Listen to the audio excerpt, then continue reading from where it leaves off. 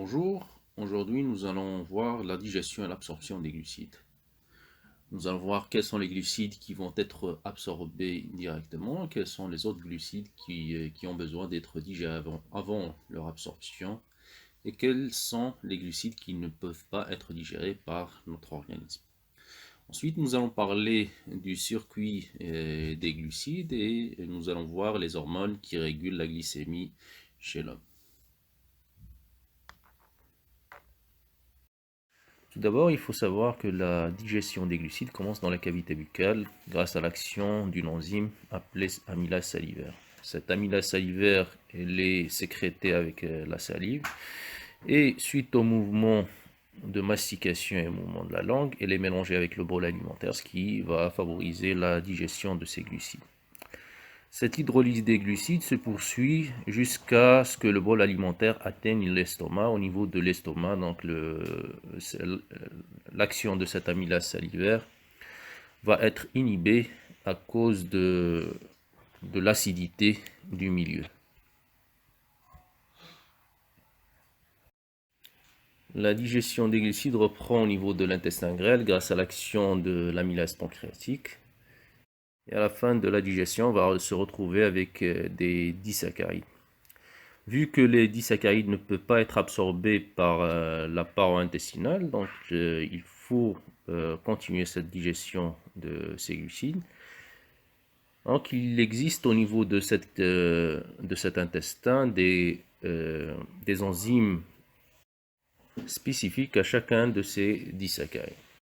Une fois ces glucides absorbés, ils vont passer vers la circulation sanguine qui va les envoyer pour le stockage au niveau du foie, qui va par la suite les envoyer vers les différents tissus et organes de l'organisme.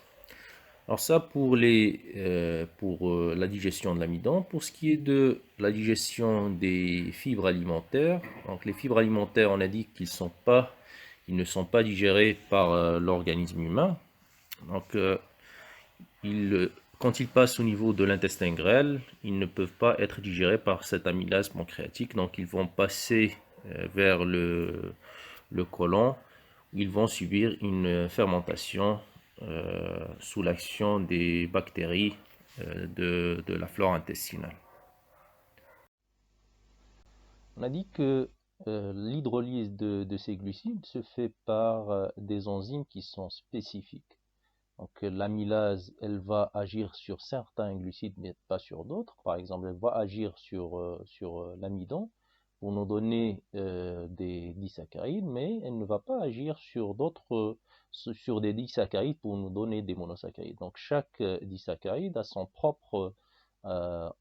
propre enzyme qui va permettre la libération de monosaccharides. Si on prend l'exemple du lactose, donc il y a la lactase qui va permettre l'hydrolyse de ce glucide pour nous donner les monosaccharides.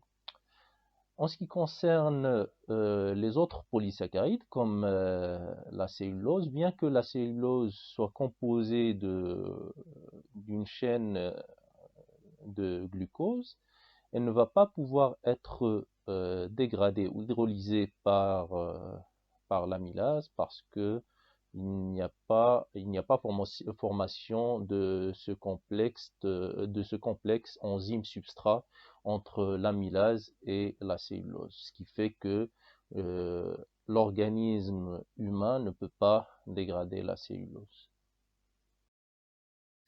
Alors, une fois il y a absorption de ces glucides, il y aura une augmentation de la glycémie sanguine et cette hyperglycémie va faire en sorte qu'il y ait libération d'une hormone qui s'appelle l'insuline par le pancréas. Alors, l'insuline, c'est une hormone qui est libérée par les cellules bêta du pancréas dont le rôle est de faire baisser la glycémie. Comment elle va faire ça? Donc, elle va le faire par deux façons. La première, c'est de stocker le glucose dans le foie sous forme de glycogène. Et la deuxième, c'est de faire en sorte que le glucose entre dans les cellules musculaires. Donc, elle va faire en sorte que les cellules musculaires récupèrent le glucose qui circule dans la circulation sanguine. Suite à cela, il y aura une diminution de la glycémie dans le sang. C'est ce qu'on appelle une hypoglycémie. Alors cette hypoglycémie va stimuler le pancréas pour libérer une deuxième hormone qui s'appelle le glucagon. Cette hormone, elle a un rôle tout à fait différent que celui de l'insuline. Alors son rôle, c'est d'augmenter la glycémie dans le sang. Alors quand il y aura une hypoglycémie, il y a libération de ce glucagon et qui va faire en sorte de dégrader le glycogène qui se trouve dans le foie. Et la dégradation de ce glycogène va libérer le glucose, ce qui va faire augmenter la glycémie dans le sang. C'est le cas par exemple pendant une période de jeûne où on n'a pas d'apport glucédique.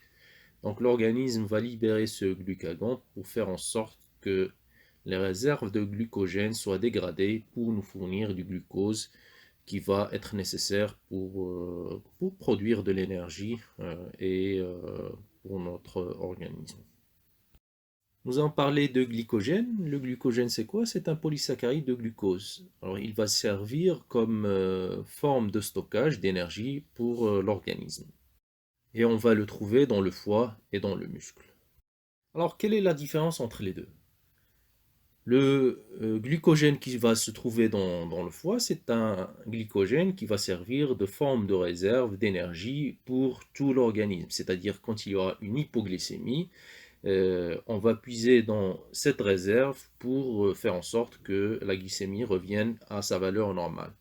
Par contre, le glycogène qui va se trouver dans le muscle, il ne sert pas à maintenir une glycémie normale. Par contre, il va servir de forme de stockage immédiate pour le muscle, pour la cellule musculaire. Donc son rôle n'est pas de maintenir une glycémie normale, son rôle est d'assurer la fonction de la cellule musculaire, de fournir l'énergie pour cette cellule musculaire. Il y a une notion très importante qui concerne le pouvoir de certains aliments à augmenter la glycémie. Et c'est ce qu'on appelle l'indice glycémique. L'indice glycémique, c'est une valeur qui illustre quel est l'effet de chaque aliment sur la glycémie d'une personne. L'indice glycémique est différent de l'effet sucrant d'une substance. Si on prend l'exemple du sucre blanc et du pain blanc, le sucre est bien plus sucré que le pain blanc, mais les deux ont plus ou moins le même indice glycémique, c'est-à-dire que leur effet sur la glycémie est plus ou moins le même. Cet indice glycémique dépend du type de glucides qui se trouve dans chaque aliment. Donc, quand il y a des aliments ou bien des glucides qui sont complexes, cet indice glycémique va être plus bas que quand il y a des glucides simples. Par exemple, si on compare le pain blanc et le pain complet, le pain blanc, il a un indice glycémique qui est beaucoup plus élevé parce qu'il ne contient pas des sucres complexes, autant de sucres complexes que le pain complet.